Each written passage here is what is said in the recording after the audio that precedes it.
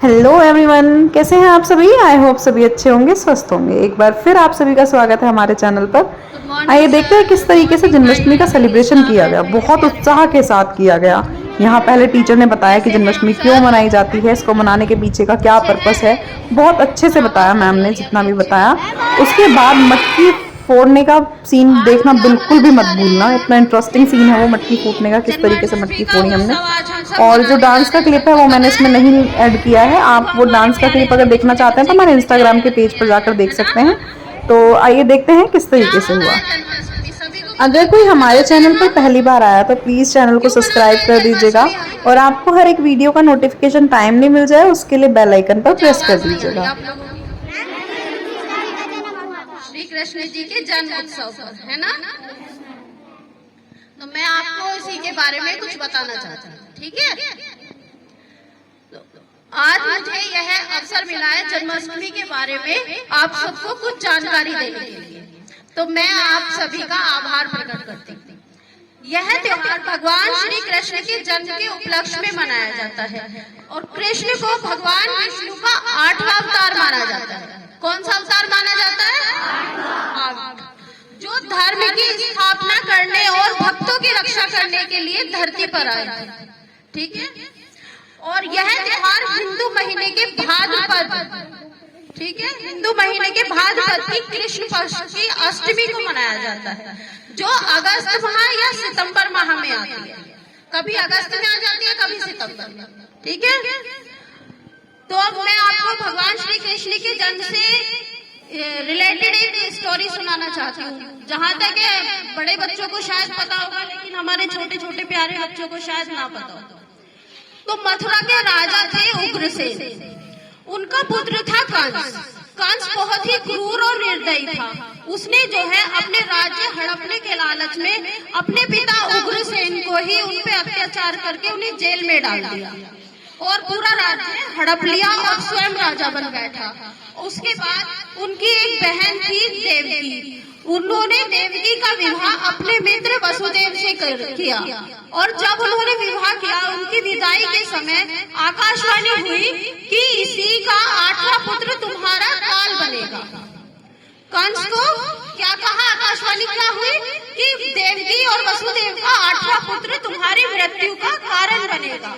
तो यह सुनकर कंस ने देवकी और वसुदेव को वहां अपनी बहन की विदाई नहीं की। फिर उन्होंने क्या किया? उनको कारागार में डाल दिया कि जब जैसे ही फिर वो जेल में ही रहे, उन पे अत्याचार हुए, लेकिन वो सहते गए। और जैसे ही देवकी की संतान कोई होती थी तो कंस उसको तुरंत मार देता था। ऐसे ही उसने देवकी के 7 पुत्रों को, 7 संतानों को मार दिया। लेकिन जब 8वीं संतान कौन हुई थी? 8वीं संतान देवकी और वसुदेव की श्री कृष्ण, ठीक है? तो 8वीं संतान के रूप में उन्हें देवकी और वसुदेव को ना भगवान विष्णु साक्षात आए उनके सामने और उन्होंने कहा कि मैं तुम्हारी 8वीं संतान के रूप में श्री कृष्ण के अवतार में आऊंगा और तुम मुझे गोकुल पहुंचाना, ठीक है?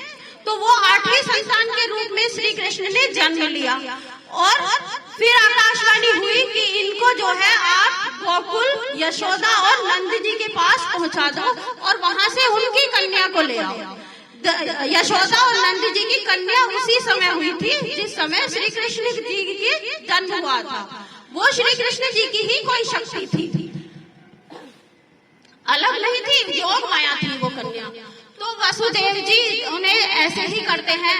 अचानक जब श्री कृष्ण जी का जन्म होता है, चारों तरफ प्रकाश ही प्रकाश हो जाता है, इतना उजाला कि और कुछ दिखाई ही नहीं देता।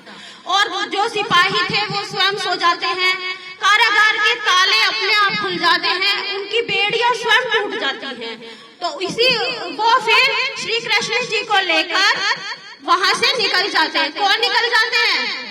वसुदेव जी, ठीक है? वो निकल जाते हैं। जब वो यमुना नदी पर पहुंचते हैं तो यमुना नदी अपने आप ही अपना स्तर कम कर देते हैं, नीचे हो जाती है बिल्कुल, क्योंकि पता था सबको भगवान आ रहे हैं, है ना? और शेषनाग उन पर अपनी छाया करते हैं। और जैसे ही वसुदेव जी यमुना के बीच पहुंचते हैं तो गंगा मैया क्या करती है? उनके चरण स्पर्श करती हैं। आप लोगों ने कभी कृष्ण देखी है टीवी पर?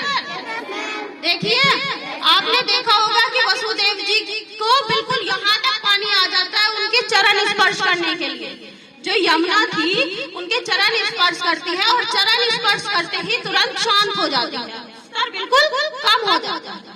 तो इस तरह वसुदेव जी वहाँ गोकुल उन्हें लेके जाते हैं और उनकी कन्या को वापस ले आते हैं। और जैसे ही कंस को पता चलता है कि 8वीं संतान ने जन्म ले लिया है तो वो कारागार में जाता है और उसे पता चलता है कि कन्या है। जैसे ही वो कन्या को मृत्यु पहुंचाने वाला था मृत्यु पर, तो कन्या उनके हाथ से स्वयं आकाश में चली जाती है उड़कर। और फिर आकाशवाणी होती है कि कंस तुझे मारने वाला तो धरती पर आ चुका है और इस समय गोकुल में है। तो कंस ये सुनकर बहुत ही व्याकुल हो जाता है कि ऐसा कैसे हो जाता है। फिर कंस ने अपने बहुत उपचार किए, बहुत अत्याचार किए, उसने अनेक राक्षसों को गोकुल में भेजा श्री कृष्ण को मारने के लिए, परंतु वो तो भगवान थे, कोई मार सकता है भगवान को? नहीं मार सकता। तो वो तो अत्याचार को खत्म करने ही आए थे धरती पर। तो फिर वो कंस के सारे जो भी उन्होंने होती है कि कंस तुझे मारने वाला तो धरती पर आ चुका है और इस समय गोकुल में है। तो कंस ये सुनकर बहुत ही व्याकुल हो जाता है कि ऐसा कैसे हो जाता है। फिर कंस ने अपने बहुत उपचार किए, बहुत अत्याचार किए, उसने अनेक राक्षसों को गोकुल में भेजा श्री कृष्ण को मारने के लिए, परंतु वो तो भगवान थे, कोई मार सकता है भगवान को? नहीं मार सकता। तो वो तो अत्याचार को खत्म करने ही आए थे धरती पर। तो फिर वो कंस के सारे जो भी उन्होंने राक्षस भेजे, जो भी उसने उनको मारने की कोशिश की, कंस की सारी कोशिशें विफल होती चली गई।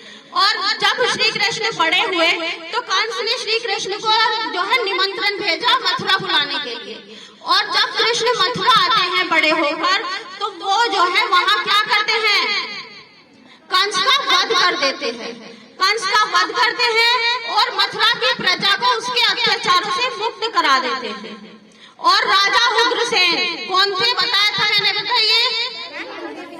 कंस के पिता, जिन्हें कंस ने कारागार में डाल दिया था, तो उन्हें वापस निकालकर उन्हें वापस राजगद्दी पर बैठाते हैं, उन्हें मथुरा का राजा बनाते हैं और अपने माता पिता वसुदेव और देवकी को भी कारागार से मुक्त करते हैं और सभी प्रजा खुशी खुशी वहाँ पर रहने लगती है।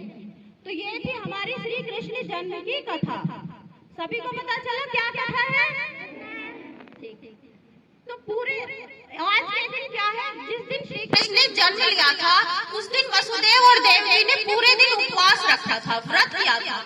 इसीलिए सब लोग जन्माष्टमी पर पूरे दिन उपवास रखते हैं। और क्योंकि उन्होंने मध्य रात्रि काल रात्रि में जन्म लिया था, इसीलिए जो है सब लोग रात को 12 बजे कहते हैं ना, 12 बजे कहते हैं, 12 बजे सब लोग व्रत खोलते हैं, चांद को देखते हैं। जब भी चांद निकल जाए 12 बजे एग्जैक्ट तो नहीं निकलता, ठीक है।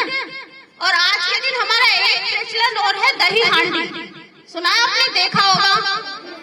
आजकल सभी सोसाइटी में, टीवी पे, स्कूल्स में, सब जगह सेलिब्रेट होता है। तो दही हांडी का जो उत्सव है वो पूरे देश में उत्साह से मनाया जाता है और इस कार्यक्रम में बच्चे, युवा, मानव सभी हिस्सा लेते हैं। और दही हांडी को पिरामिड बनाकर बच्चे क्या करते हैं, फोड़ते हैं। और इससे क्या होता है, इससे हमें श्री कृष्ण की बाल लीलाओं की नटखट और चंचल प्रकृति को यह क्या करता है, दर्शाता है। तो आप सभी को मेरी तरफ से जन्माष्टमी की हार्दिक शुभकामनाएं। सभी को हार्दिक जोरदार तालियां। तालियों में बच्चे कंजूसी नहीं करो।